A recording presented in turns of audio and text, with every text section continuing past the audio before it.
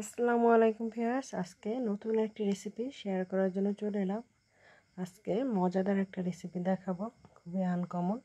সাগুদানার মিষ্টি, কাচের মিষ্টিও বলতে পারেন, কারণ কাচের মতো স্বচ্ছ এটা দেখতে।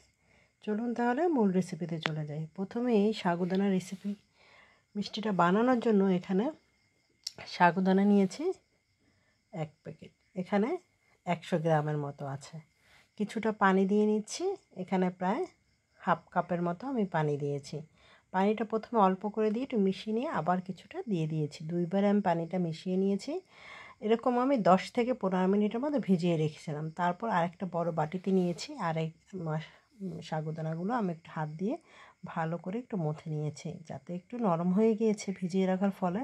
এখন এভাবে ছোট ছোট মিষ্টির মতো করে একটা পাত্রে নিয়ে নিচ্ছি। এটার সাথে এখনও কিন্তু কিছুটা পানি পানি ভাব রয়েছে, আরও কিছুটা পানি শুকিয়ে যাবে এভাবে কিছুক্ষণ রাখার পরে। আমি প্রায় 15 মিনিটের মতো এরকমভাবে রেস্টে রেখেছিলাম। এবার আমি এটা রান্না করবার জন্য আমি চুলায় একটা প্যান বসিয়ে দিয়ে এখানে গরুর লিকুইড দুধ নিয়ে নিয়েছি। নর্মাল টেম্পারেচারেই দুধটা ছিল, এখানে দুধটা দিয়ে দিচ্ছি। প্রায় হাফ লিটার মতো আমি দুধ নিয়েছি। আর এখানে চিনি দিয়েছি 1 কাপের মতো, গুঁড়া দুধ দিয়েছি 1 কাপ।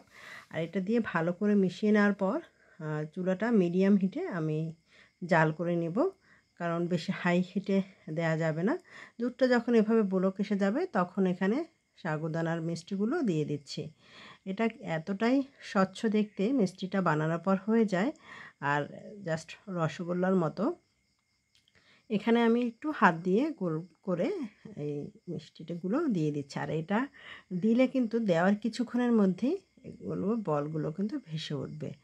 মিষ্টির বলগুলো দেখবেন আস্তে আস্তে কিন্তু ভেসে উঠেছে, সবগুলো সাগুদানার মিষ্টিগুলো ভেসে উঠেছে। আর এটা এরকম আমি কিছুক্ষণ জাল করে নেব। এটা অল্প সময়ের মধ্যেই রান্নাটা হয়ে যায়। আর এটা কোনো গেস্ট আসলে বা বাচ্চাদের দিতে পারেন, তারা কিন্তু খুব মজা করে খাবে। আর আমার কাছে বেশ ভালোই লেগেছে। অনেকেই বলেন এটা ভালো লাগে না, কিন্তু আমার কাছে কিন্তু বেশ ভালো লাগে। কিছুক্ষণ এভাবে জাল করার পর একটা বাটিতে কিছুটা উপর থেকে দুধ তুলে নিয়েছি। আর এখানে 1 চামচের মতো কাস্টার্ড পাউডার দিয়ে দিয়েছি, জাস্ট এটা কালারের জন্য, আর একটু ঘন হবে। কাস্টার্ড পাউডারটা এভাবে গোলানোর পর উপর থেকে দিয়ে দিয়েছি, যাতে করে আর একটু ঘন ভাবটা আসে আর কালারটা একটু অন্যরকম হয়ে যাবে। আর চুলাটা আমি অফ করে দিয়েছি। দেখুন ঠান্ডা হওয়ার পর কিন্তু অনেকটা ঘন হয়ে এসেছে। এবার একটা বাটিতে ঢেলে নিচ্ছি। আর এটা কিন্তু এখনও হালকা গরম আছে, পুরোপুরি ঠান্ডা হয়ে গেলে এটা টেস্টটা অন্যরকম হবে আর ঘন হয়ে যাবে। আর এটা ফ্রিজে রেখে খেলে কিন্তু আরও বেশি ভালো লাগবে। বাচ্চা বড় যে কোনো মানুষদেরই এটা খুবই পছন্দ হবে খেতে।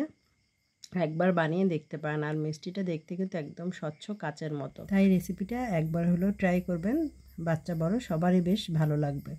আর কে কোথা থেকে ভিডিওটি দেখছেন, ভিডিওটি কেমন লাগলো অবশ্যই কমেন্টস করে জানিয়ে দেবেন। আমার কাছে কিন্তু এটা খুবই ভালো লেগেছে, আর সবাই সবাই আশা করি পছন্দ করবে।